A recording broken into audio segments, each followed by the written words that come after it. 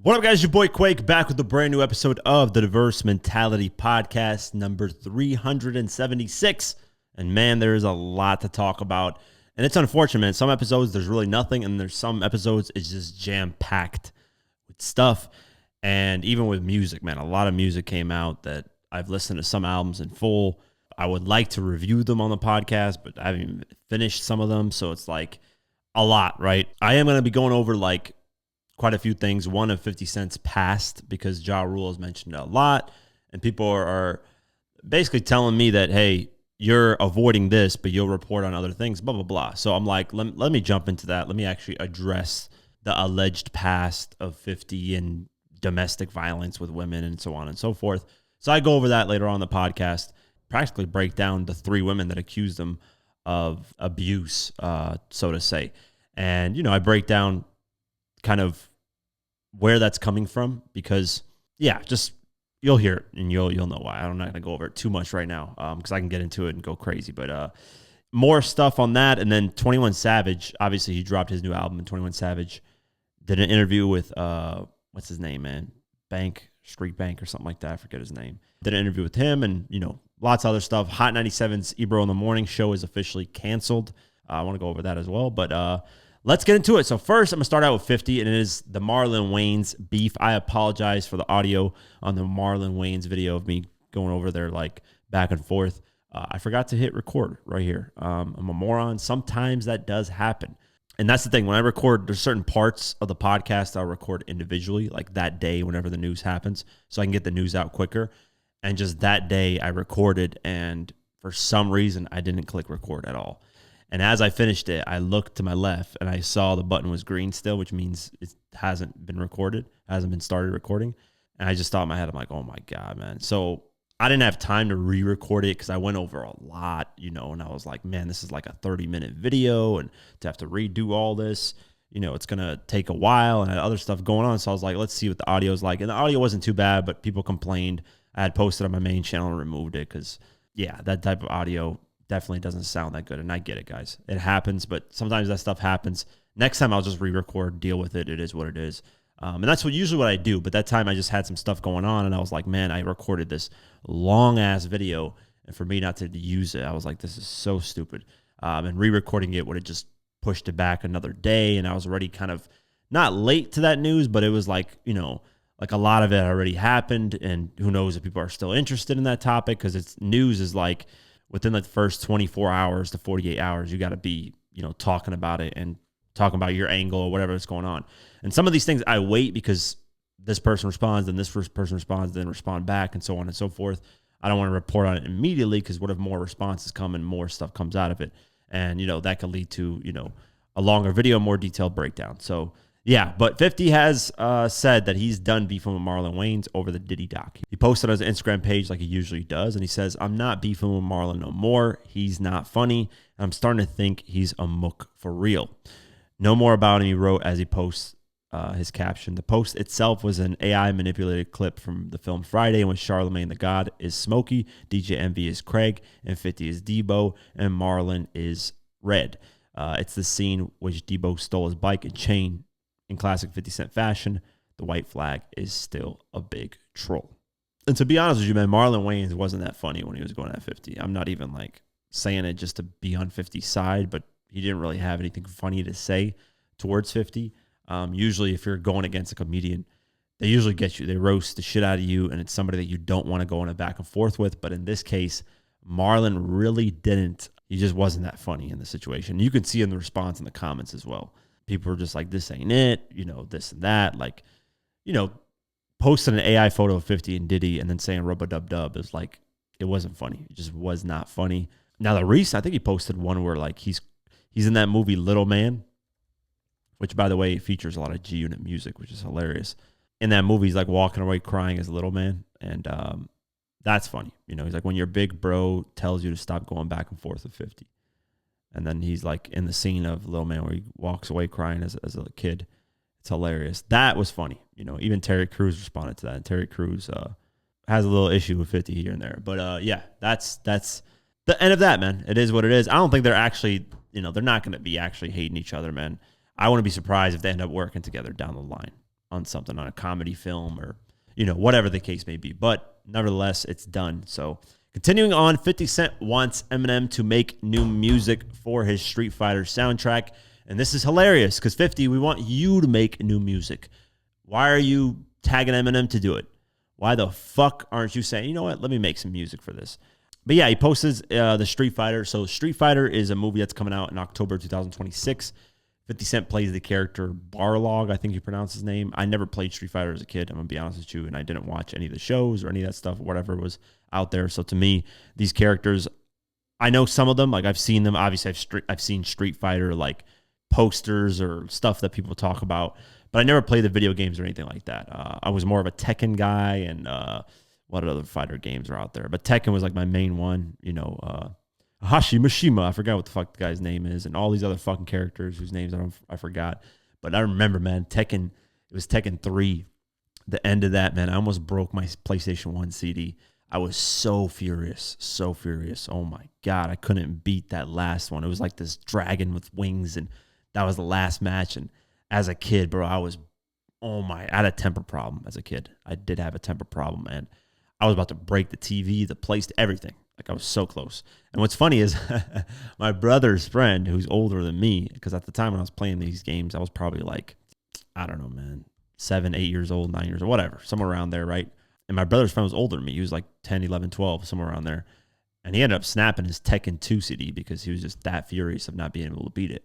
Because, bruh, like the computers back then were insanely hard, man. And as a kid, you're not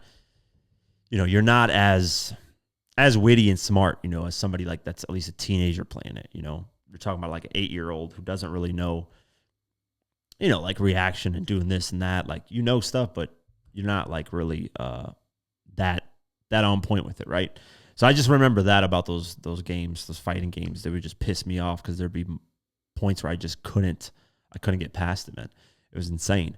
But yeah, he posted that poster, said, I'm going to get Eminem on deck to make some music for this movie, Street Fighter. New music on the way, which is cool, but I want 50 to make new music. But yeah, 50's getting kind of backlash for his character's look. But if you don't know Barlog, the character, then you would assume, he's got a weird hairline. Like, why put that hairline on him? Well, that's what Barlog looks like. And then the trailer came out, and it was not bad. It wasn't anything like, I was like, whoa, this shit's amazing. This is fire. It's not bad. But yeah, that's the kind of news on it. I know I'm the first one to say that there's going to be a 50 Cent Eminem collab album coming out. That's what my source told me. Now, my source has been very reliable. Could that not be the case? Could they switch this and make it a Street Fighter, take a couple tracks off their collab album, put it on the Street Fighter soundtrack? Yeah, and just cancel the collab album in full? Yeah, that's very possible. I don't know. I just don't. I was told that expect it beginning of 2026, so January, February, March, maybe April at latest in 2026. And that's it. That's what I was told. Around there is when they're scheduling it. I know in 2025 this year, like my source was like maybe, but the chances aren't really that high. So I don't know if it's happening. I would hope. And I know people are going to be like, it's way overdue. Like it's way past their prime. It's not going to sound that good. Really, what I heard, what my source told me was like, hey, if this Eminem and 50 Cent album performs well in terms of like impacting the culture, in terms of sales, then 50 will follow that up with his final solo album. Because that's what I heard, at least. He's doing one more final solo album because he did leave us hanging, man, when it comes to the music. He left us hanging. He said Street King Immortal never came out. Cannon Tape came out, and they said Cannon Tape Reloaded never came out. We never got a full G-Unit album as well. After, Kid joined, they only dropped 2 EPs. And after, what the plan was, like, drop those 2 EPs, G-Unit drops their album, and then 50 goes, and then Buck goes, and then Banks, and then Yayo, but that never ended up happening. Everything just crumbled down. So that whole G-Unit run again in 2014 was just, like, short-lived.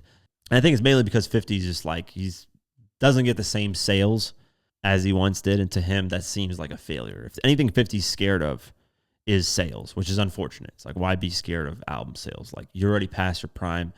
But I get it. He's used to selling a good amount of albums, and if it doesn't do that, then it looks like a failure on his end. But to me, it doesn't matter, man. A lot of these older artists that drop, I don't really care about their sales, man, because they're already past their prime. Like, anybody that's looking at, like, Eminem sales or looking at Jay-Z sales or Nas or, I don't know, LL Cool, whoever. any artist that's past their prime, if you're still looking at their sales, then you're just, I don't know, you're just being a hater, I guess, or you're just looking at something to pick at.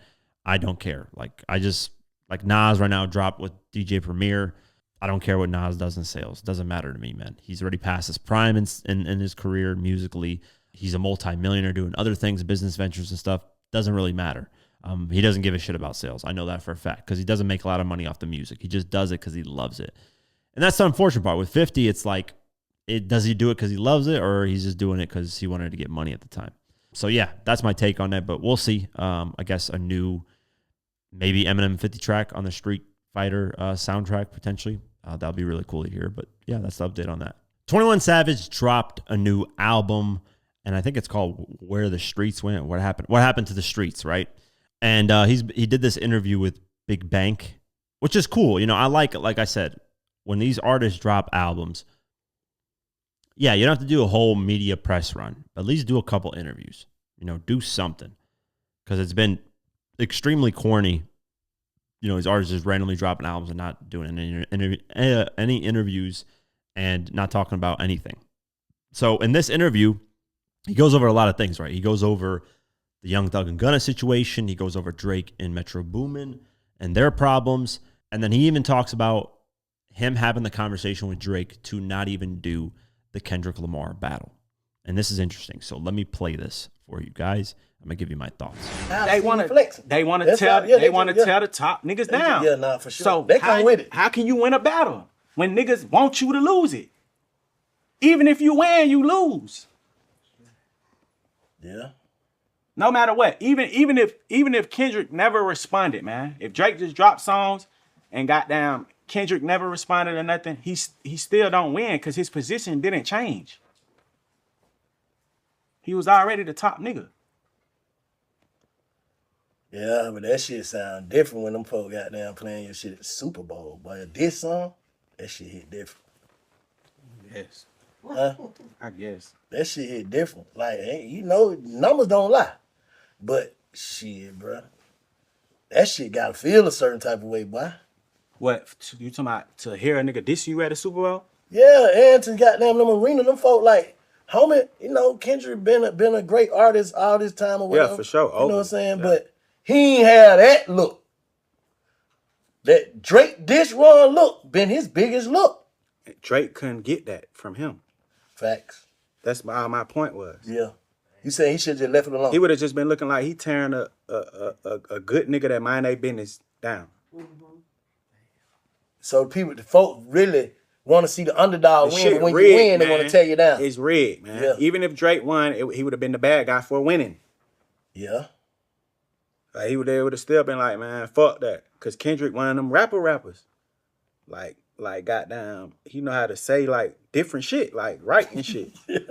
You get what I'm saying? Like J. Cole that. They could consider them like the holy MCs, MCs. Master Sarah.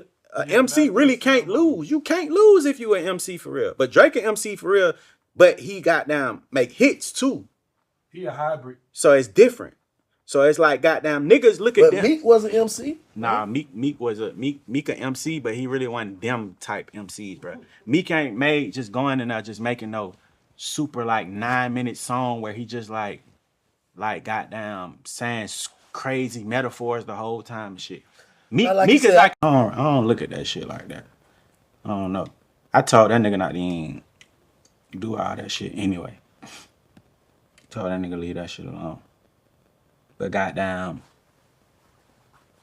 he felt like he was being challenged lyrically, so he wanted to respond. That shit is hilarious. He's like Kendrick, like one of them rappers, MC, basically, like J. Cole. That's the funny part about this. That's what I really laughed at. But when this battle happened, yes, were there a lot of people that just weren't, like, here's the thing. Nobody likes somebody that's always at the top 24/7 because, like 50 said millions of times, when 50 was at the top, eventually you need to fall off that top spot because people are going to look at that top spot and be like, you need to get out the way so I can get that spot eventually, right? Everybody has their moments, but with Drake, it seemed like he was staying at the top like forever. Like he wasn't moving from that spot for a long time. So now when somebody comes that has close to the Drake star power, if not same as the Drake star power, and has the lyrical ability to go at him, potentially even better than Drake, lyrically, then you got, hey, an actual battle that's going on here, because everybody that Drake battled either didn't have the star power or didn't have the lyrical ability. And really it was the star power. That's all. Because when he battled Joe Budden lyrically can go, bar to bar with Drake, no problem. Meek Mill, you could argue maybe not, but hey, Meek Mill had the star power more than he had the rapping ability. Common, more of the rapping ability than the star power. And they weren't really like insane back and forth, but you get my point. Is any battle that Drake was going through, Pusha T, lyrical ability, doesn't have the star power. So what 21 Savage is saying, hey, like, people didn't want to see Drake win regardless. Like, no matter what Drake would have done, people would have still been like, oh, screw this guy, fuck him, blah, blah, blah. I don't want to see him win. And I can understand that. I get that. Drake would have not gained anything from the battle, is basically what 21 Savage is saying. Is like Kendrick gained the Super Bowl and this whole moment, but had Drake won the battle, would he have gained anything from it? Probably not, because Drake is commercially bigger than Kendrick Lamar in terms of hit records and all that stuff. Like, it's clear as day. I mean, you look at the streaming numbers, it's really ridiculous. Look at album sales. Actually, this week, Drake's Take Care was the best-selling hip-hop album. Yes, you heard that right. Drake's Take Care, an album that came out in 2011, was the best-selling hip-hop album of that week. I'm not even joking. Like, let me go over this right here because I actually have it on my phone, which is that's a crazy stat to think about. This is an album that came out in 2011. Look, it says Drake's Take Care is the highest-selling album by a rapper this week. It sold 21,000 units, which beat out Cardi B's I Am Drama, Tyler the Creator's Chromacopia, and Kendrick Lamar's GNX. Because no other artist, rapper, at least released an album that week. And if they did less than 21,000 copies. That's crazy. This is an album that came out in 2011. It's selling 21,000 copies this week. It sold. Insane. So that shows you right there his longevity, his staying power. So what 21 Savage is saying, like, listen, it would have been lost no matter what would have happened, just because people already had their thoughts on Drake. They were tired of seeing him win, and I totally agree with that, man. That's a perfect stance. And then he said, 21 Savage also said that he told Drake just to leave it alone, leave the situation alone. He felt like he was being challenged lyrically. Drake felt like he was being challenged lyrically, so he wanted to respond. But yeah, that's an interesting take, man. It's cool that 21 Savage actually spoke on that, didn't duck the questions, didn't be like, I don't want to talk about that. He said, hey, this is the situation. And it wasn't disrespectful of Kendrick. He was like saying this guy's like one of the best lyrical rappers that, is out there. From a position of who's more relevant, who's bigger as a star, it is Drake. I mean, anybody with a brain can see that. Like, it's not that hard to debate the two. Drake's got like fucking 12 number one records. Kendrick has like 3. Drake's got like, I don't know how many records sold in total right now with certifications, over like 300 million. Kendrick's got like 150 million or some shit like that. So Drake is way bigger. But continuing on, 21 Savage then also revealed that Drake apologized to Metro Boomin multiple times. So if you don't know, basically what the rumors initially was that Drake and Metro Boomin fell out over a girl. But then it got switched to Metro Boomin got upset at Drake because Metro Boomin was dealing with the loss of his mother, who got brutally murdered, which is super sad. And instead of letting Metro Boomin mourn that and, take his time with that, Drake was like, let's make music, man. And everybody deals with grief differently. Some people might, take to that and be like, yes, let me get my mind off this. Let's work on music. Let's get my mind off this. And some people just want to chill and take some time to grieve and, reflect on life and stuff like that. Now, was Drake wrong for doing that? Yeah, you could say so. You can say, hey, this was a situation where, let him grieve, say your, condolences. The music can wait. It is what it is. So that's essentially what the fallout was over. And 21 Savage addresses basically that, like, Drake has apologized multiple times. So let's go over it. I see Drake shot you out on a song, like, you basically on a nigga that be tapping in with him. Right. How you keep that relationship like that instead of getting on, getting at the table? I don't never think I ain't never really been at no table, man. I'm just asking, bro. I'm just asking, like, you know how, like, I fuck with Drake. Me and Drake it's just the relationship keep itself, just like me and Metro. So did you I tried to get them together. What happened? Long before all this shit happened. What happened? You know, some niggas just Metro felt how he felt. Metro felt a certain type of way about something.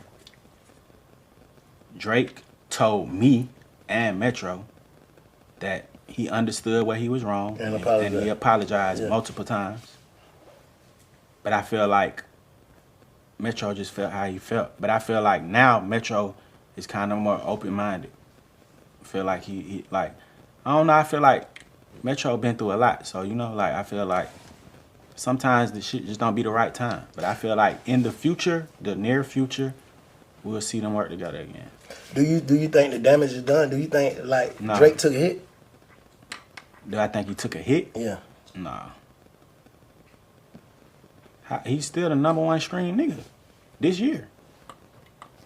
Yeah. I feel like he took an internet hit.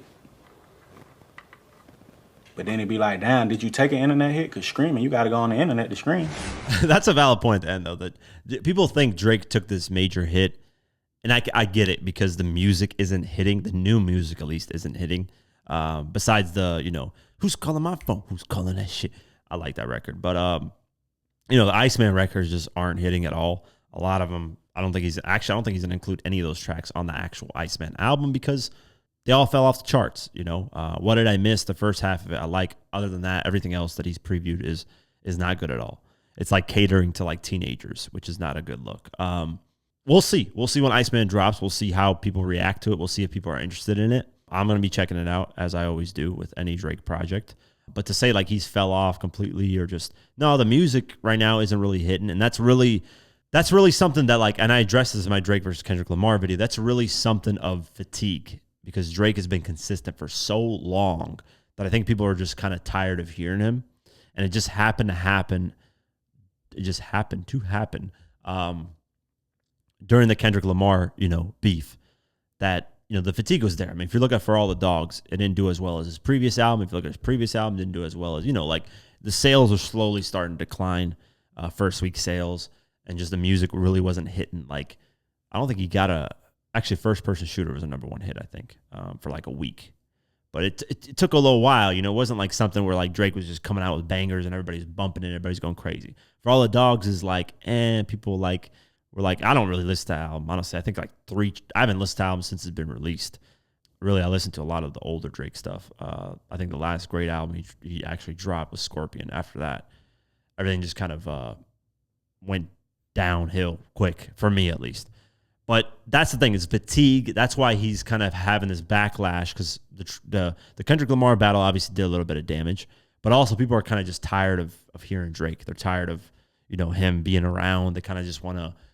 I said this during, like, Certified Lover Boy. I was like, dude, just take a break. Take a hiatus for like 3 years or something. And let us miss you a little bit musically, so then your music actually hits better when you come back. And he was going to do that. He said he had some stomach problems as the Iceman, not the Iceman, but the For All the Dogs album came out. He said he was going to take a hiatus, but then Kendrick did what he did, and then boom, back to making music and releasing music. But I would like to see the Drake and Metro Boomin relationship patched up. I think they make great music together.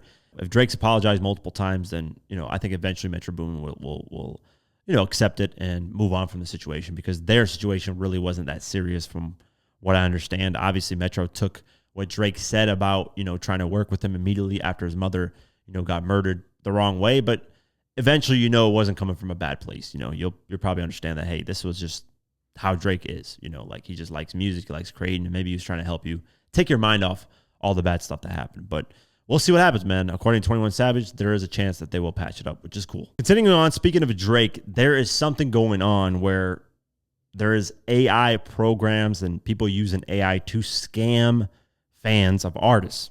So I'm reporting on this just to keep you guys aware. And this is going to happen a lot more frequently as AI advances in technology. So be on the lookout, please, guys. Don't fall for these scams. But Drake's fans are at least getting caught up in this stuff. So let's go over the article. Botters, scammers, or whatever you want to call them, will do what they can to make fast money. That even includes using celebrities as big as Drake for bait. According to Billboard, that's exactly what is happening with the Toronto rapper. It's worth noting that this isn't exclusive to him, though. It's happening to a plethora of big-time performers. Taylor Swift, Sabrina Carpenter, and Billie Eilish are in the top 3 for the most impersonated artists online. Drake placed 10th on the list. Per Spikers, the social media security company who released all of this information, reveals what these accounts are promising fans: fake tickets, merch, VIP experiences, meet and greets, barely to begin to scratch the surface of what they are weaponizing. Additionally, they share that 1 in 5 concert tickets sold over social media was fake or part of a attack. Tallying up all those counterfeit items have cost fans an alarming $5.3 billion, yes, billion with a B, this year. This epidemic hitting the music industry is being carried out in part through artificial intelligence to mimic artists' voices, like Drake's. Overall, it makes it nearly impossible for the fans of these musicians to detect what's real and what's not. Scott Korn, the Orchard co-founder and advisor for Spikers, is pro-artist and speaks how a safer social media climate is paramount so that fans and talents themselves can communicate with one another. Social platforms have become the most important connection between artists and their audiences, and therefore the most vulnerable. If we want artists to innovate and experiment, we have to give them digital environments where they're not constantly under attack. The Spikers report carries that same sentiment. When fans are duped by fake account into buying non-existent merch, tickets, or experiences, the artist not only loses revenue, but suffers a blow to reputation that undermines future sales and engagement. The resulting brand damage can reduce the value of sponsorships, collaborations, and label partnerships. That message carries a lot of weight for Drake, especially seeing as that he was mentioned in a recent Spotify lawsuit. So there you have it. Please, guys, if it's not coming from and here's, you know what, it's actually a good lesson because I almost got hacked. I'm going to tell you this story because it's kind of embarrassing. I usually never fall for these things, ever. But I didn't. So I technically still didn't fall for this. I'm good. But what happened was a friend of mine who I really respect online on Twitter DM'd me and was like, hey, can you vote for me to be on this podcast on Spotify? And me, showing support, love to my friend, I was like, hey, I'll do it. I didn't even check. I just clicked the link and I was like, let me vote for him. And then I caught the red flag, which was sign in with your Twitter profile. I was like, wait, I got to sign in to vote? Usually you don't have to, or you don't have to sign into anything. You just put your email and your name and there you go. You can vote, to verify that's a real person. Usually an email and a name. If it registers, makes sense. But to sign in, I was like, wait a second. I look at the link. I Google it. It's fake. It's a fake link. It has nothing to do with Spotify. It's so that when you sign in, they get your login information, and then that's how they log into your account. And then there you go. You're hacked. So I fell for it halfway through. But I was like, wait a second. Something just doesn't seem right that I have to log in just to vote. So that gave me a huge red flag. And when you got to log in, remember, guys, if you have to log into something to do something, like vote for something, 9 times out of 10, it's a scam. Just make sure you look at URL links. Make sure you Google whatever it is to see. Maybe there's other people that reported that it's a scam. But with this AI stuff going around, with this, people impersonating Drake's voice and pretending to be Drake, it's going to get worse and worse as time goes on. There's going to be, right now, I can kind of tell if something's AI voice. I can still tell. I'll hear random videos on Instagram of AI voices, talking of celebrities. When it's not real, I can tell. But as the years go on, it's going to get not even years, probably in 6 months from now, it's going to get so undetectable that people are going to scam the shit out of people. Already $5.3 billion has been lost. So please only trust reliable sources. Just take your time, do your due diligence. Because my brother actually recently got scammed for something. He lost $1,000. I'm not even joking. It was something of he was trying to buy a car. What is that for mechanics that lifts cars? I don't know what it's called. And he spent we have to do a deposit $1,000. The website looked pretty legit. I always tell my brother, my sister, and people that I know that can get in contact with me, hey, send me the stuff and show me, and I'll be able to tell you if it's a scam or not. 99% of the time, I nail it. It's a scam because I know what to look for. I've been on the internet my whole life since I was like, 10 years old. I've been on the internet 11. So I've been like, the chances of me getting scammed is very slim. Now, for that moment, I almost slipped into it. I put my username, but then I stopped. I was like, wait, something's going on here, something. But just to have that red flag pop up, I was like, okay, something's weird, So please do your due diligence. Don't just believe anything that you're seeing online with images, because now even images are becoming undetectable to the point where it's like, what's going on? Voices, just, it doesn't make sense, right? Like, it doesn't make sense. Let's just say Drake tries to scam you. It would not make sense for him to have a burner account and ask you for money. Like, Drake is a billionaire. He doesn't have to ask you for a single thing. He's got more money than he knows what to do with. So just don't fall for dumb things like that, where if it sounds too good to be true as well, just do your due diligence, because it's probably a scam. If Drake's offering you VIP tickets for $30, and this is Drake we're talking about, one of the biggest artists ever, you're getting scammed. Know that if the deal is too good to be true, don't fall for it. There's going to be so much more of this, and it's going to get really, really, really bad out here. And that's why our government's fucking stupid, because they should definitely be proactive on this and stop these from happening, and push strict laws on this, because it's going to get really bad out here. But yeah, I just want to report on that to kind of get you guys more aware of what's going on. And please stay safe out there, because it can get really crazy. Memphis Bleek recently talked about potentially selling his back catalog and the advice Jay-Z gave him. So let's go over this. Memphis Bleek can't help but bring up his Rockefeller colleague Jay-Z often, whether it's speculating about Hov's musical future or reflecting on the reign of The Rock. But apparently the Brooklyn mogul has also inspired him when it comes to recent business opportunities and career ownership. In a clip from Bleek's Rock Solid podcast interview with the legendary Eric Sermon, which was caught by the Art of Dialogue on Twitter, the two talk about publishing rights and the difficulties of them. That's when Memphis made a very interesting revelation. So let's play this clip. The $1 million too can go quick. Quick, bro. So then if I sell my publishing, right? Now I have to wait whatever amount of years for me to get it back. But in the meantime, the money they gave me, maybe it might last a couple of years. Yeah, but now you don't get money for 10 years. But now my publishing check is not coming. That's right. So me personally, I would never sell it. I wouldn't sell it. But you're fortunate not to. So you ask the question why. The reason why is the young one wants the money up front so he can do what he wants to do at the moment. The older one too needs that money because stuff done slowed down, or again, things ain't the same. But I'm talking about even the guys who selling their publishing for $100 million. They cut their catalog. I'm not mad at them. Everything. I'm not mad at them. No, I would never. Yeah, but Bleek, man. I would never. I understand it, but if you blow $100 million. Oh, it's possible. We know, just look it up. No, I know, but people got blueprints now, nigga. Like, what do you actually need? Some rich man said that if you have 20 million liquid cash, you should be okay. Forever. That's right.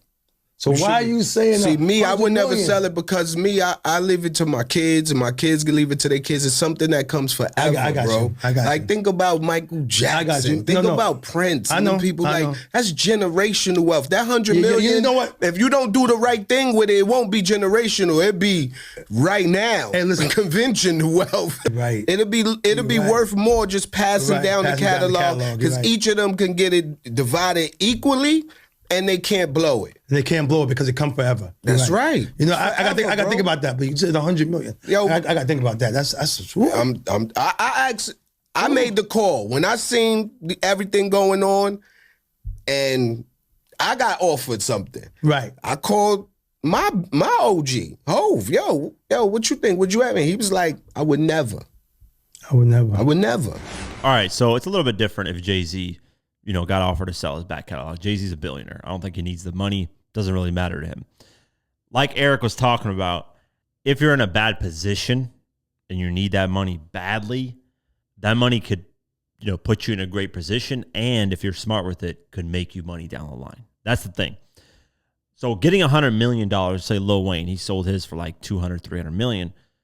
Literally, you just take 100 million of that, you put it in the S&P 500, you put it in something that gets you at least 6% return. And what is 6% of 100 million? Is $6 million a year. You can live off $6 million a year for the rest of your life, and you still got that $100 million sitting there.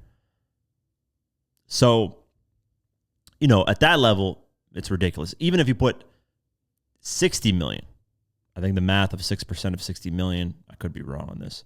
Let me see. What is 6% of 60? I'm terrible at math. 6% of 60 million. You're looking at $3.6 million a year, or $6 million if you put in, you're looking at $600,000 a year, which is what? $48,000, almost $50,000 a month. If you can't live off that, then you're just a moron at the end of the day. But I get it. Some people have different lifestyles, but what Bleek is saying, hey, it's generational wealth. Well, here's the problem. Michael Jackson died, and they're already selling his catalog like, fuck it. So will your kids actually hold on to your catalog and know the worth of it? Because you put blood, sweat, and tears into that. Will your kids actually appreciate that? That's what you'd have to teach them badly and be like, please don't sell this when I die. Because when you die, it gets split evenly with the kids, and then they can do whatever they want with it. If they want to sell it to get a bunch of money up front, they can.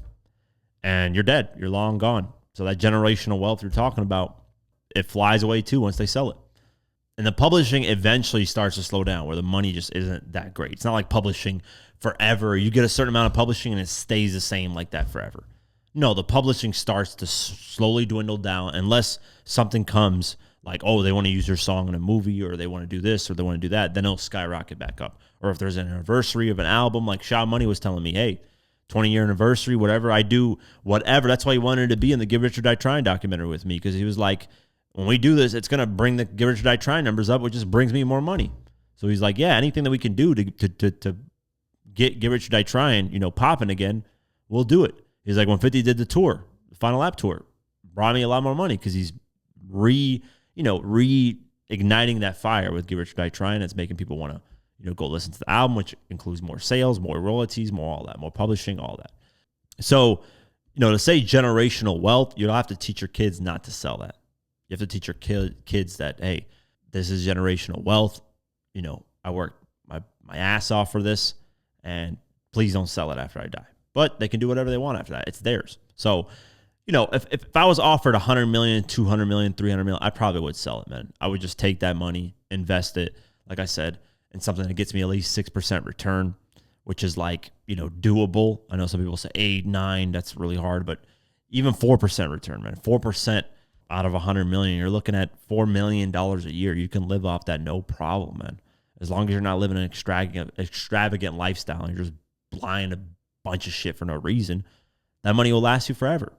And there's other things you can do with it, obviously, too, but still, it just depends on what level you're at. Jay-Z, to him, doesn't really matter. He's never going to sell it. He's already a billionaire. Who gives a shit to him? If they offer him $400 million, it's not going to be a big difference in his lifestyle. That's the point with Jay-Z and these other big artists. There's no difference in their lifestyle. When they sell these things, it doesn't, they're not motivated to sell it. Now, somebody who's, making only $10,000 a month, and somebody comes along and says, hey, we'll give you $5 million for your catalog. Oh, shit. $10,000 a month. I'm only making $120,000 a year.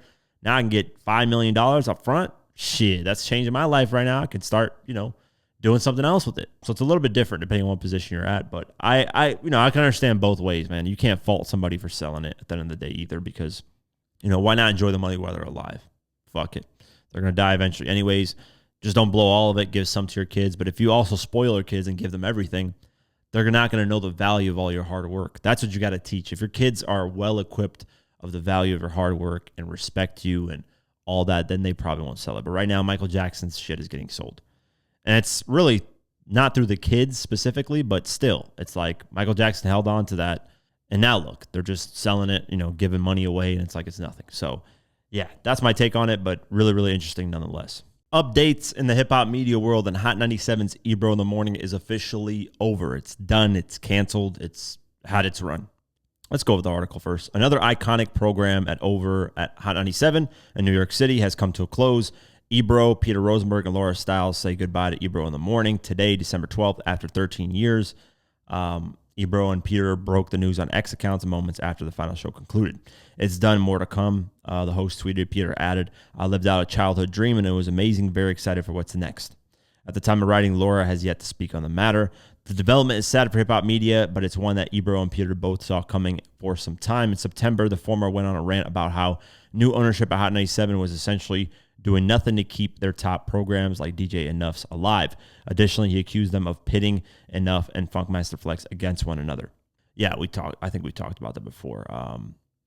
Drake obviously has his Drake ends up putting an axe in the comments when they got the news, which is because Ebro and Peter have been more Kendrick Lamar fans, but Ebro responded saying Drake is right wing and so is SAK, which is academics, I think. And then Peter Rosenberg said it's behavior like this that has made it impossible for people to defend the whack shit that he does. But happy Hanukkah, my one-time pal. I truly wish well, even if you're celebrating what you believe is our demise. Spoiler alert, we're about to be much bigger now. About to be much bigger now that we won't be held back by a company that is and has been completely lost ever since they bought the station. So here's my thoughts on this, man. I don't know what's going to happen to Hot 97. It's a legendary radio station for hip-hop. I hope they don't shut it down. I hope they figure out how to maneuver and, make it fresh and vibrant. That's the problem. Is no disrespect to Ebro, no disrespect to Peter Rosenberg. A lot of these media guys, they've been in the game for way too fucking long. And there's nothing wrong with some of them, right? Being in the game you need some OGs in the game.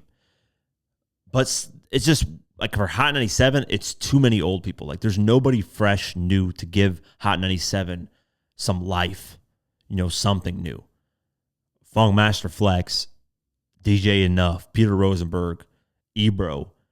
These people are like old. They're just old. Like there's nothing wrong with taking out some of the old and putting in some new. You need some fresh, vibrant people that rock with newer sounds, that want to support newer artists a lot more. Not saying that they didn't, but move out the way, man. Let the young people get some shine, get some cool shit going. That's really what it is, man. It's nothing more than, that's the way I feel about it. Now, am I happy their show is canceled? No. To be honest with you, I never really watched their show. Maybe when like 50 did an interview or an artist here and there did an interview. For the most part, it really wasn't that entertaining. Breakfast Club to me was way more entertaining.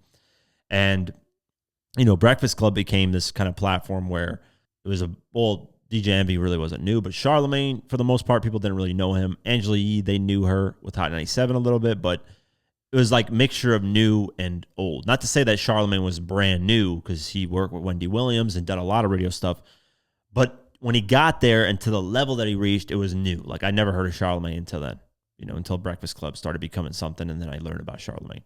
Other than that, I didn't really know about him. I didn't know he did North Carolina and worked with Wendy Williams and all this stuff. I had no idea about his history. And that's what I mean by somebody that like had a momentum going, but wasn't like big. So shout out to Breakfast Club for doing that and figuring that out. But even them, they're starting to move around. At least Angela Yee left, so they got some new females in there. These things only last for so long, and some of these people who they're old, man. They've been in the game for a long time. Like find a new lane, or just not saying bow out of hip hop and never talk about it again, but do something else, man. Get out of the Hot 97 spot. Like it's sad that they had to fire these guys for them to finally leave. Like at one point, do you say like, hey, let me clear up the space for some new guys to come in and talk about hip hop and do what they love? Because imagine if the people before you stood there and never left, you would never get your shine. And that's my problem with it, is like give newer people some shine. Don't just sit here and hog up all the Hot 97 stuff. That's my only issue with it. Other than that, I have no gripe against them. I think they're, they respect hip hop and they do, their own thing. And they said they're going to have their own show going, so that'll be really interesting. I want to see what they do with that. But yeah, being signed to a big major company does hold you back sometimes. You're limited on what you can say, what you can do, how often you can produce content, and stuff like that, and what kind of guests you bring up, all kinds of stuff. And that's why I never wanted to work with a big company. I never wanted to be bought out by a big company, which I was offered for, because I like my freedom. My freedom is worth way more than any dollar amount, man. Unless you're giving me $50 million, then yeah, I will sign out. I will literally leave this podcast at this instant. But I'll take that $50 million invested to do another hip hop related thing. But I will tap out for a little bit. Shit, $50 million. We think you got Chelsea Clinton, so shout out to Chris Tucker. But Yeah, that's my take on it. I think out with the old, in with the new has always been the motto. But we'll see what happens. I hope they, come up with something new and fresh to do. SuicideBoys have settled a massive $6.4 million copyright lawsuit from 3 6 Mafia. Crazy, right? Let's go over the article. 3 6 Mafia have inspired a lot of artists since their ascent in their early 1990s, with one of their biggest and most apparent admirers being the New Orleans rap duo SuicideBoys. Their sound clearly resonated with duo members Ruby the Cherry and Scrimp, perhaps a little too much, but fortunately for both parties, that doubt is seemingly behind them. Juicy J and DJ Paul reportedly reached a settlement with Scrim over a $6.4 million copyright lawsuit. They hit the duo back in September of 2020. For those unaware, they accused them of sampling 35 of Memphis Legends tracks without permission.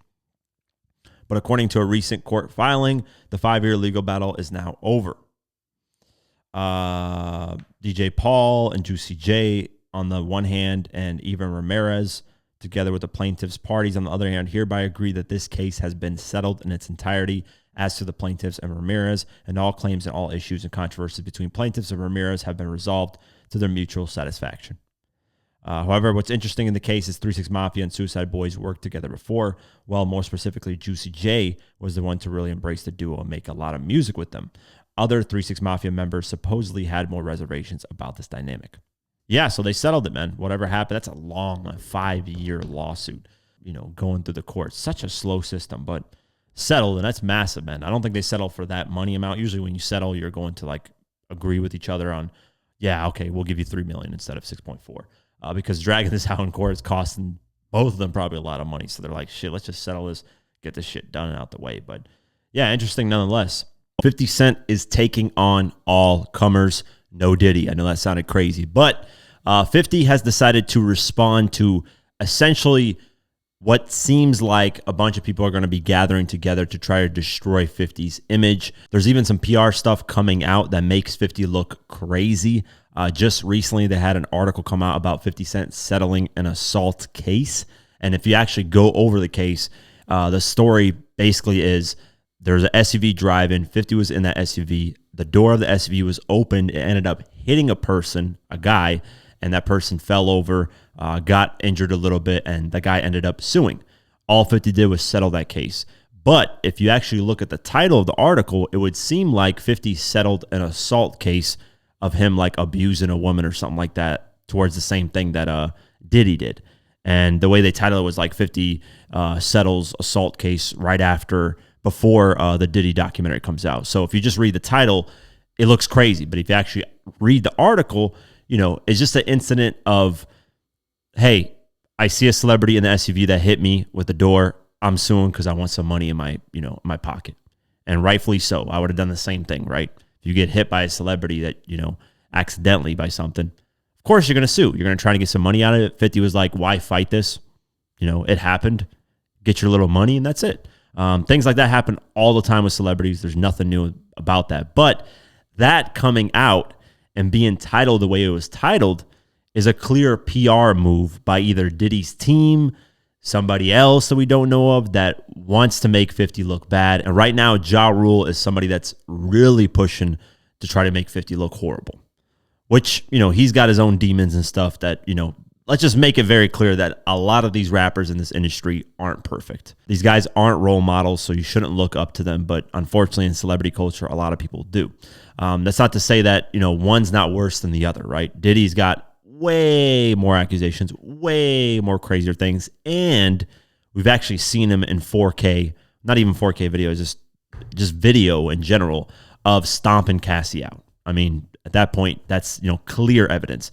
So I'm going to go over what 50 Cent said, and then I'm going to go over the accusations and the stuff, his past, basically, that's being put out there, and kind of just going to go over it and give my thoughts on it and what I think a lot of this stuff stems from, and do I think these accusations have any merit to them, and so on and so forth. Because I know a lot of people are asking me, hey, Quake, you're ducking 50 stuff. Why don't you talk about his stuff? And, and here's the thing. When I covered the Diddy case, I said it multiple times on the podcast. I said, hey, let's wait and see if there's actual evidence that comes out, because accusations are just accusations. Unless you got solid proof, the chances that, people should believe you is right in the middle. You shouldn't sway towards Diddy's side and you shouldn't sway towards the person accusing. It should be right in the middle. Let the courts deal with it with whatever evidence they got, and then you can make a decision. But once that Cassie video came out of Diddy stomping her, I said, okay, this guy is at least a domestic abuser of violence, towards females. He at least does that. There's proof of that, And the other stuff, still at the end of the day, accusations. And he is serving some time from some of that stuff. But at the end of the day, a lot of the stuff surrounding Diddy is accusations. He's got like 100 lawsuits. 14 of them were dismissed.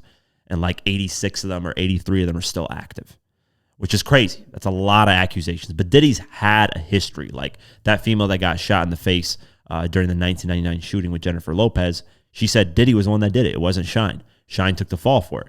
She was the one that clearly said. So those type of, like, when you have that type of history of like potentially shooting somebody in the face, clearly there's something going on where you're kind of off the rails.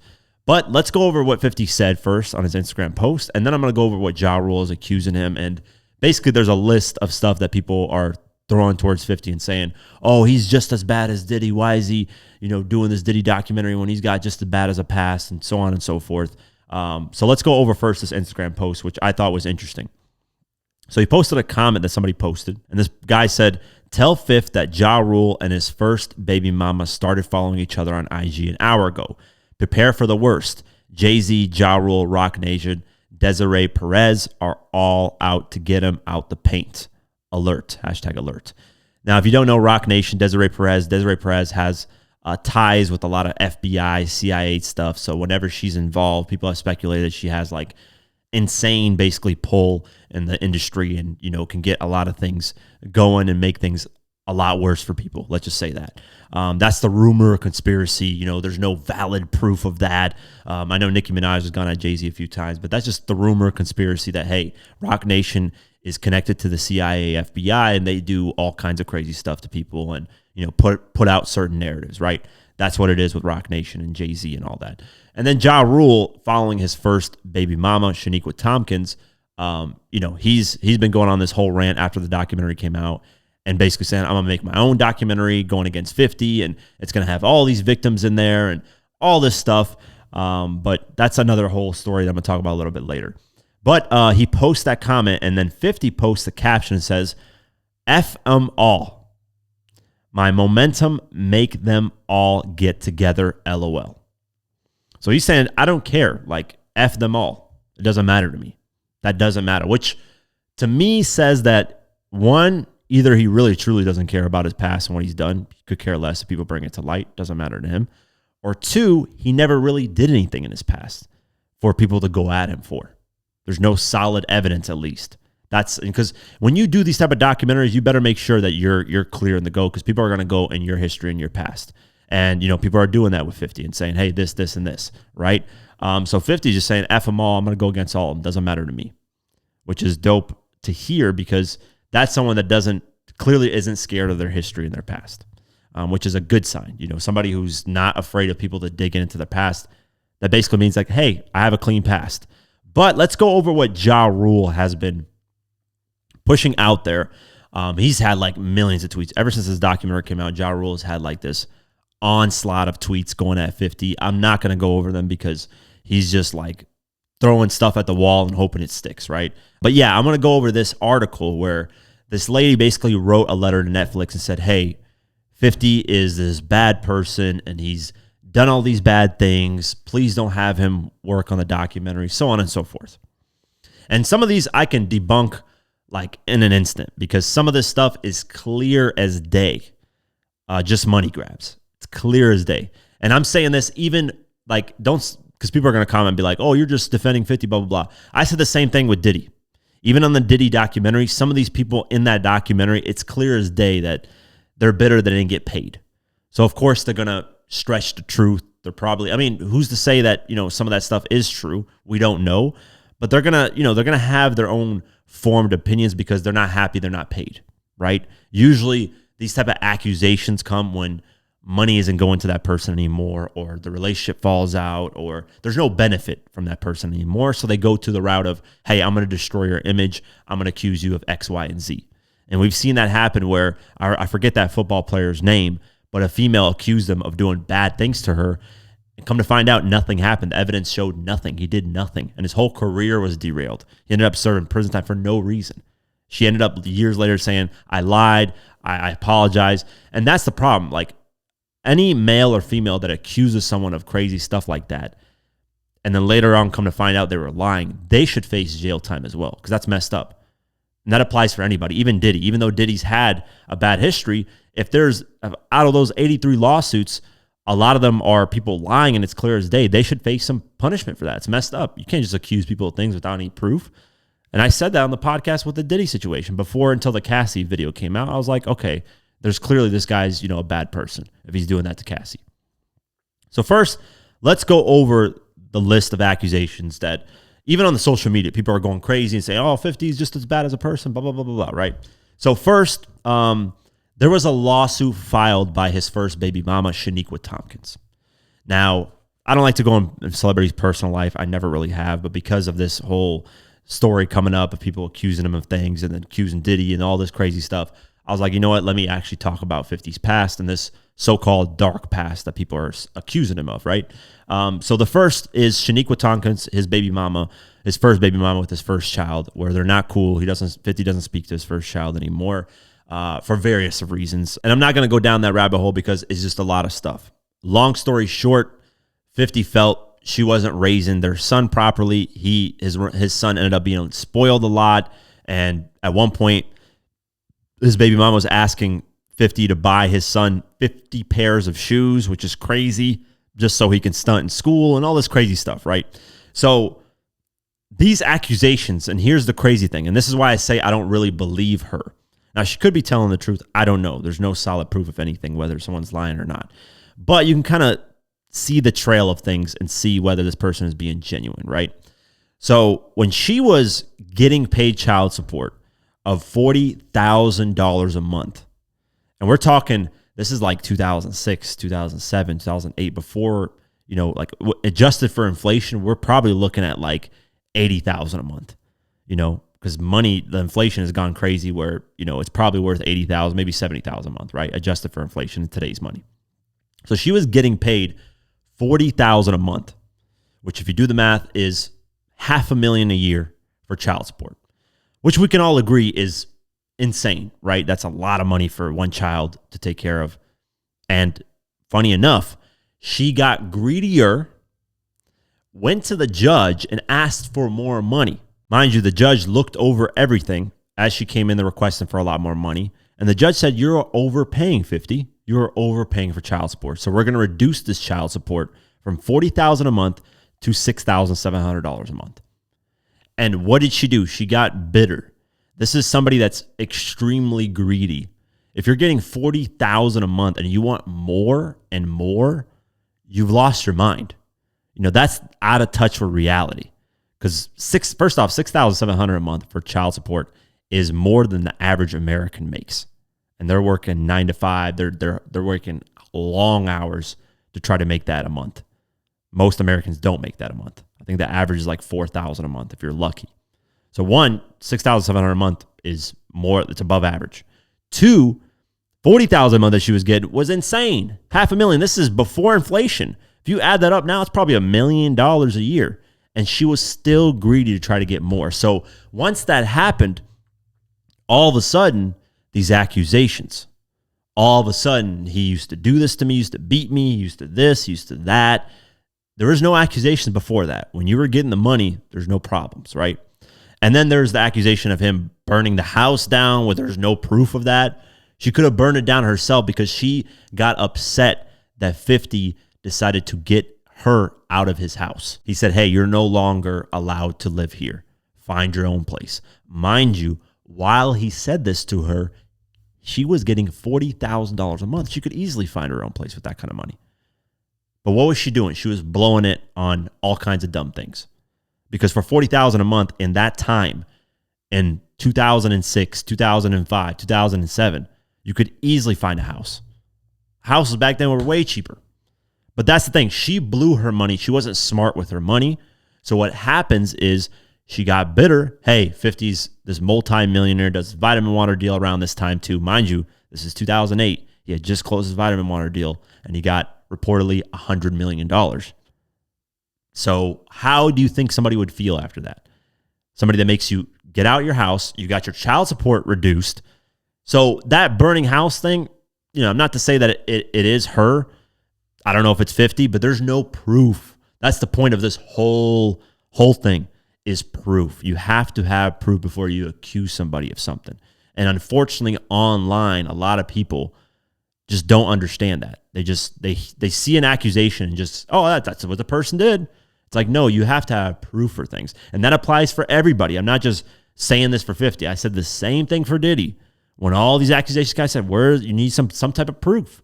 And that's how the real world works. Anyways, continuing on, she then decided, since the child support was reduced, the house ended up getting burned. She then decided, hey, I'm going to sue 50 Cent for $50 million. That was her lawsuit. And her argument was that 50 had promised me, to pay for my lifestyle, to pay for everything, and me not have to worry about money because when he was broke and I had money, I was taking care of him. And that's a valid point, right? She was holding it down when 50 was trying to, do his career, try to have his career going. That's a huge respect. Round of applause to her. That's not easy. But he was paying you literally $500,000 a year, and you still weren't satisfied. $500,000 a year. On top of that, he had set you up in a house. On top of that, two things. So set up in a house and $500,000 a year. And still you were bitter, sad, upset, mad, whatever the case may be. And that's the problem here. And on top of that, you're teaching your kid to be spoiled. 50 pairs of shoes is insane to want. She's mad at you. You set her up. I don't even know her. Look at this, right? What's good? I'm having more issues with my son's mother. Holy shit. Put the music down. You don't got no issues with me. Yeah, you live on the radio. No, I'm not. Yes, you are. Now tell him how you told my son to call me and tell me he need 50 pairs of sneakers for back to school. I did not say that. I did not say that.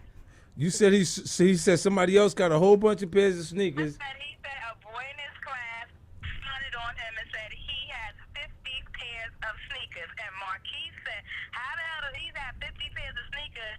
And his father's a lawyer. My dad's on the Forbes list. That's exactly. Yeah, then why you didn't be a responsible parent and say, Yeah, look, I said you don't need 50 pairs of shoes. 20 pair. That is a responsible parent. he could do 20. That's responsible. 20 pairs of sneakers. Yeah, what's wrong with that? I don't have kids, so I can't comment. You ain't average. I'm sorry, boss. The boss ain't average. All right, everybody just heard you. So that's the first baby mama. That's why I don't really believe her. She flip-flops. She has all ulterior motives when it comes to a lot of this stuff. And, she had alleged in 2005 that in the offices of Violator Records, which is Chris Lighty, who's 50's manager at the time, Jackson violently assaulted plaintiff by grabbing her hair, pushing her to the floor, and choking her until she signed a release in connection with the film Get Rich or Die Trying. So she was saying basically, you can't make the Get Rich or Die Trying movie without, paying for my rights to be in the movie for our story because it's my story too, right? And then she alleges that, hey, he did all this, he abused me just so I can sign the papers and do that, right? I don't know if it's true or not, but there's no proof. That's the thing, is like you can accuse anybody of anything. Who knows? It could be true. And if it is, 50's a piece of shit. It's that simple. There's really no blurring the lines on this. It's really just that simple, but there's no proof. That's the problem with this stuff. And people are running online with these narratives. No proof. The interesting thing about this, though, like I said, is she tried to do like a tell-all kind of story.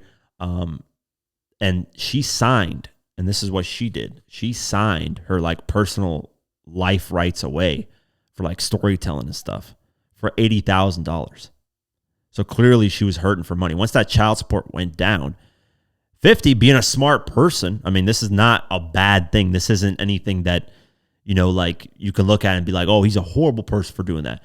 No, it's a smart, hey, if you want to tell your story, let me first buy your rights to your story, and then we'll figure out if we want to tell your story. He bought her rights, gave her $80,000. Mind you, this is a woman who is just married to a famous guy. That's it. She wasn't officially married to him, but she was just had a kid with the famous guy. That's it. She's done nothing to progress, in her life or anything. Like 50 did all the work and put him in this position. So 50 said, hey, I'll give you $80,000 to get your rights, blah, blah, blah. She then tried to start her own life story mentioning 50, and 50 shut that down because he has her life rights. Hey, sucks to suck. Be smart on how you're signing papers and what you're doing.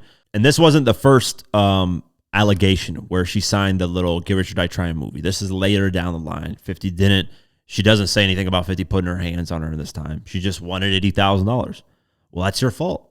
Had you not signed that $80,000, and got that money, you probably could have done your own life story and told 50's life story. But now you can't because you signed away the rights because you're money greedy. You don't think about the future and what to do. You're just money greedy person. And you'll see a theme with the women that accuse him of abuse are the ones that don't have money. The ones that have never accused 50 of abuse, Chelsea Handler, Sierra, Vivica A. Fox, those are 3 women who have money. They've never said 50's abused them, never said anything along, like they said he's a sweetheart. Yeah, Vivica and 50 had some little back and forth, little fun back and forth, but that's it. Sierra's never said anything bad about him. Vivica's never said anything bad about him. Chelsea Handler's never said anything bad about him. And those are all women with money. They don't need his money. They don't need to make accusations to try and get money out of the guy. But these women that are accusing it, they're all broke. It's crazy how you can get $500,000 a year and still somehow not be smart with the money and be broke. Just doesn't make any sense to me. But this is exactly what happens. These type of situations, people get bitter. You got to think these guys are multi-millionaires, to an extent billionaires. Diddy was a billionaire. 50, we don't know, whatever. But these guys are high status that no matter what female they're with, if a female feels like, hey, this guy just abandoned me, and they can be bitter immediately and start making accusations. It's that easy. It's that simple. It can happen to any regular person, let alone a celebrity who's got all kinds of resources and money. Continuing on, now we're going to his second baby mama, Daphne Joy, who was one of the people that actually went up to the stand during the Diddy trial and basically testified about her story, so on and so forth. Mind you, this is a woman who allowed Diddy to do horrible things to her for only $10,000 a month. Basically said, hey, you can do whatever you want to me. I just need my lifestyle to be upkept. That's the crazy thing.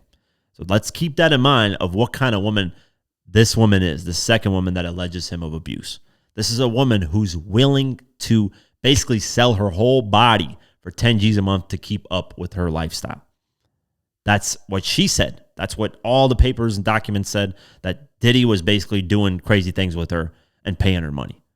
So in 2013, Jackson was charged with 1 count of domestic violence. Now, here's this article, twists it. This is what I'm saying. When they write these things, you have to really look into it, right? You can look at it and say 1 count of domestic violence, that's bad, right? That means he must have did something. When you actually deep dive into it, domestic violence can be you just breaking things. That's it. That can be domestic violence, if you just getting mad and breaking something. So if you and your husband or wife are in an argument and you break something and she calls the police and she says, oh, he got mad, broke this whatever TV behind me, whatever the case may be, that can be domestic violence. That can be a domestic violence charge. So not even putting your hands on somebody, just verbally abusing them, not even doing anything physical, just verbally or breaking things around the house can be domestic violence, right? Because it can cause terror, it can scare somebody. I get that, right? But the way this article writes it is like, oh, he was charged with domestic violence, like he got, so people that don't look into it, it'll be like, oh, this guy actually got a charge, right? And then 4 counts of vandalism against Daphne Joy, the mother of one of his children. Los Angeles City Attorney Mike Furry said during an argument, Jackson allegedly began destroying property. Allegedly, when Joy locked herself in the room, Jackson kicked open the door and kicked her, causing an injury. Now, when this actually, went into the trial and not really a trial, but when it went to court and stuff, the judge basically said there's no evidence that any of this happened. Yeah, things were destroyed. There's evidence of that, but that's it. So he got hit with 1 count of vandalism. That's it. Vandalism is you breaking your shit. That's it. And here's the interesting thing, right? 50 got asked about this in 2014 on Breakfast Club, and he addressed it head on. So check out this clip.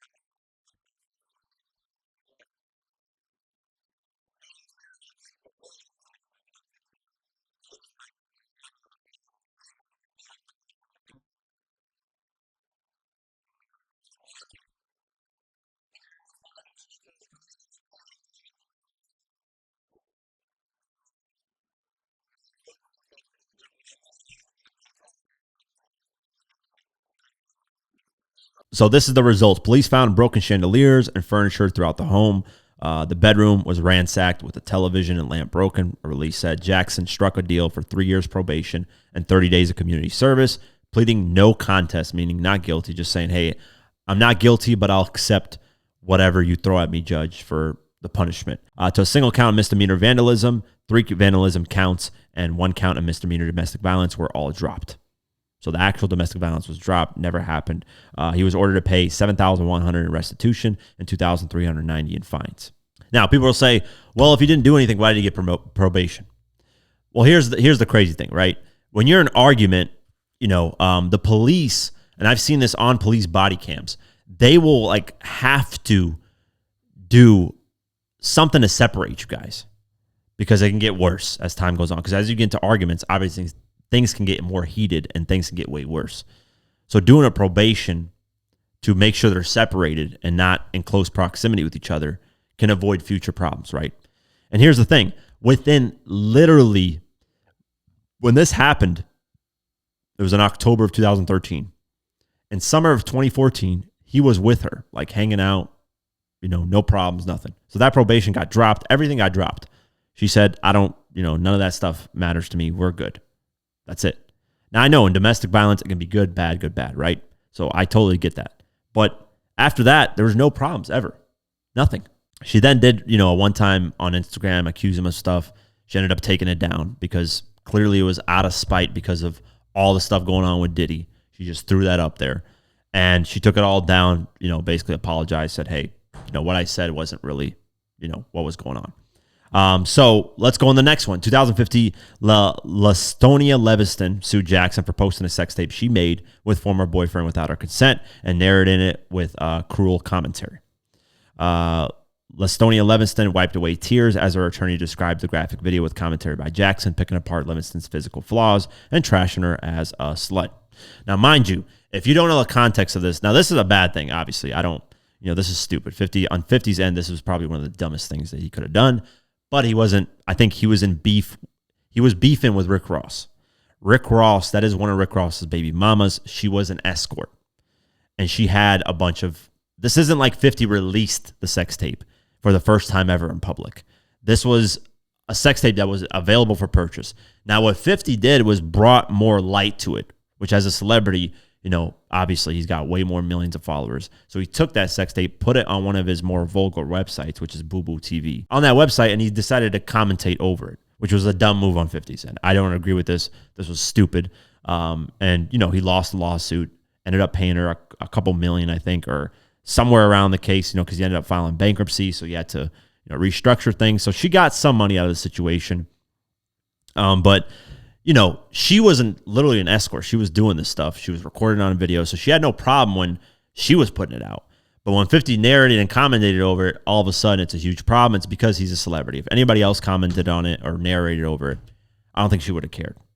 But it's 50. It's a good money, play, and kudos to her. She got her money. But that's the case with this one. Do I agree with it? No. I think it was stupid on 50's end. But overall, he was beefing with Rick Ross. So he was trying to get back at him by doing all this kind of crazy stuff. And it backfired. It wasn't a smart thing to do, right?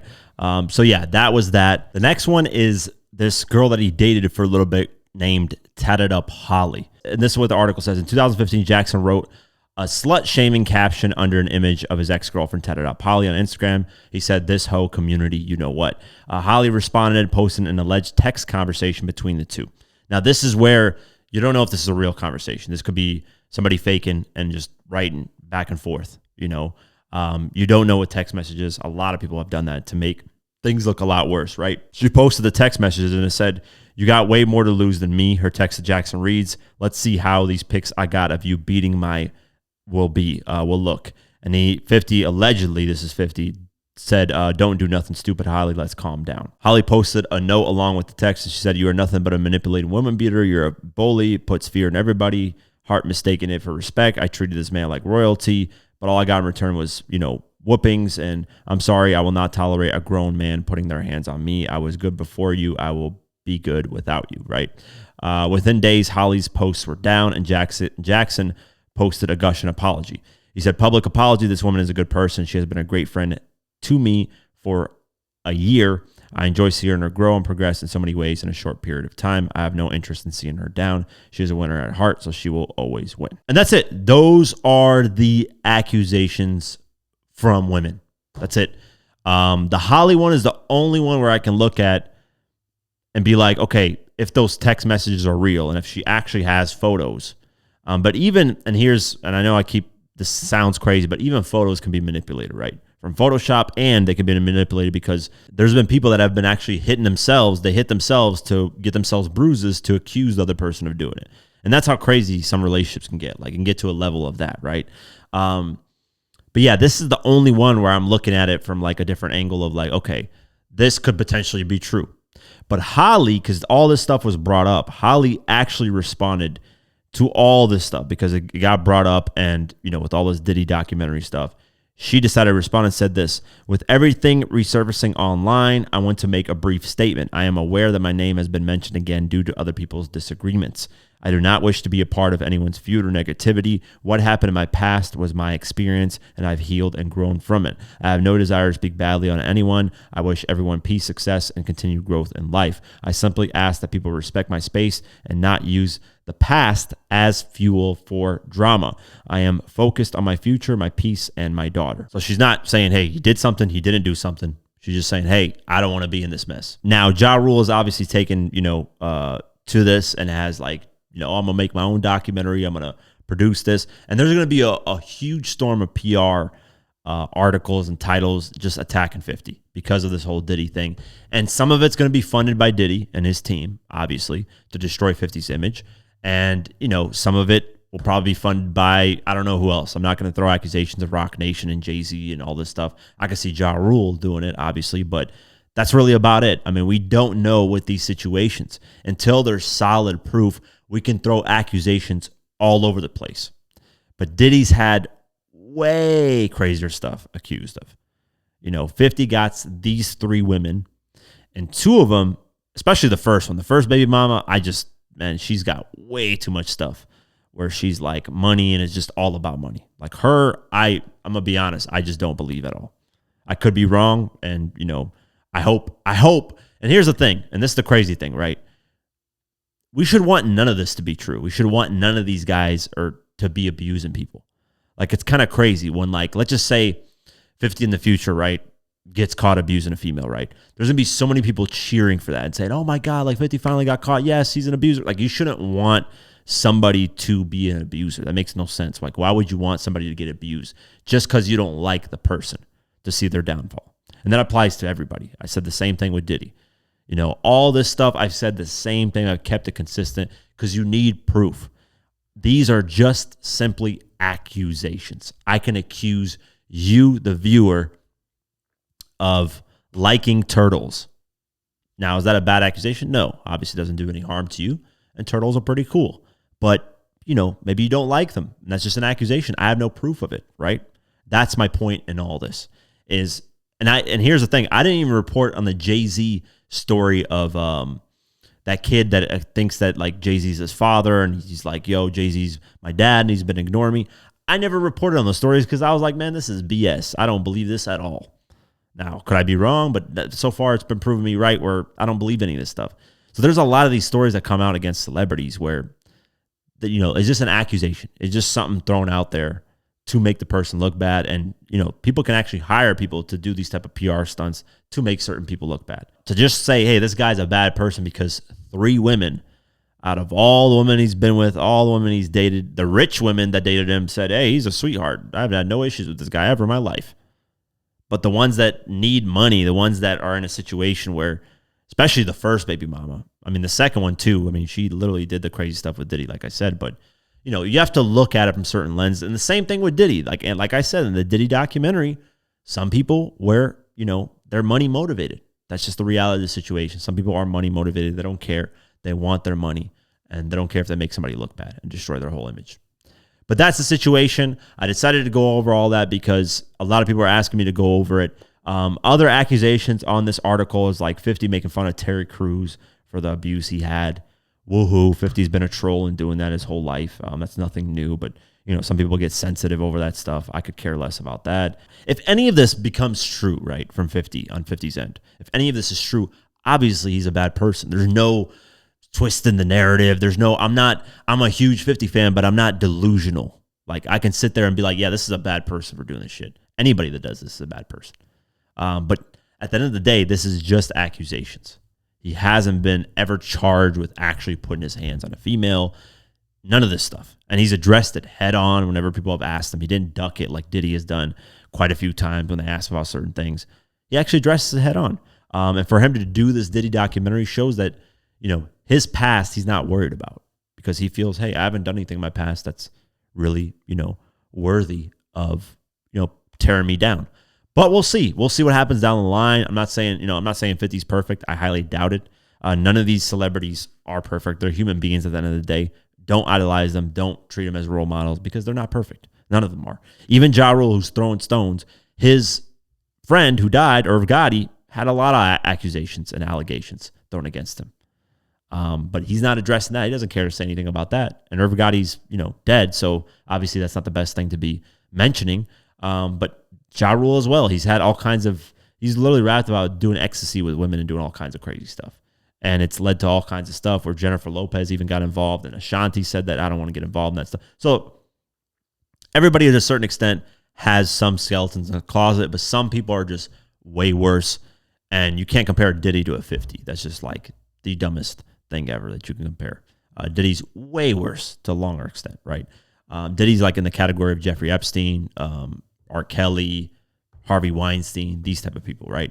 And 50's kind of more in the category of like, okay, he's a pretty messed up person here and there, but there's no proof that he's done any of this stuff. There's just a few people accusing him. It happens. You know, you're rich, you get accused of a lot of things, right? That's just the normal of it. A lot of people have been accused of a lot of things that are rich, and they've never done those things. But yeah, that's my take on it. Let me know what you guys think. And 50 doesn't care, clearly, as you saw in the Instagram post. So we'll see what happens. New music. Let's get into it. 21 Savage dropped the What Happened to the Streets. I actually listened to it, and I did not really like the album. I think I like 3 tracks. I like the last track the most. It's a sample of I Wish, I Wish, I Wish. I think R. Kelly made that record, and he's making a better version of it, 21 Savage. I actually didn't mind the Drake and 21 Savage track, Mr. Recoup, I think it's called, or something like that. So it really wasn't that great of an album, to be honest with you. That's the only one I listened to that was in full. Nas and DJ Premier, I haven't listened to in full. There's only a few tracks I liked, but the feedback I'm seeing online isn't good, so I will check it out. Pooh Shiesty dropped First Day Out, the song. Like I said, Nas and DJ Premier dropped Light Years. Lil TJ dropped Used to Live. French Montana and Max B, Make America Wavy Again. Bossman D-Lo, Tenderism. Shy Glizzy, I Was Actually Being Humbled album. And that's really about it for new music. Album sales, Taylor Swift is still at number 1 with The Life of a Showgirl, 90,000 copies sold. Number 2, Morgan Wallen, I'm the Problem, 75,000 copies sold. Number 3, K-Pop Demon Hunters soundtrack, 66,000 copies sold. Michael Bubble, Christmas album at number 4 with 65,000 sold. Number 5, Bing Crosby, Ultimate Christmas with 60,000 sold. Number 6, Nat King Cole, The Christmas Song, 52,000 sold. Number 7, Olivia Dean, The Art of Loving, 50,000 sold. Number 8, Vince Guardi Trio, Charlie Brown Christmas, 47,000 sold. Number 9, Phil Spector, Christmas Gift for You, 42,000 sold. Mariah Carey at number 10 with Merry Christmas with 41,000 sold. Going down the list, SZA SOS number 14 with 37,000 sold. Lil Baby The Leaks debuted at number 16 with 33,000 sold. That's pretty good for kind of like a mixtape, so to say. Going down the list, Drake Take Care number 35 with 23,000 sold. Cardi B Am I Drama number 40 with 22,000 sold. Party Next Door and Drake Some Sexy Songs for You at number 42 with 20,000 sold. Kendrick Lamar GNX at number 43 with 20,000 sold. Playboi Carti Whole Lotta Red number 44 with 20,000 sold. And that is it for album sales. And that is it for today's episode of the Diverse Mentality Podcast. As always, appreciate you guys for supporting. It means the world to me. Stream us, Spotify, Deezer, Podcast, YouTube, all that. Have an amazing night, day, whenever you listen to this, and peace.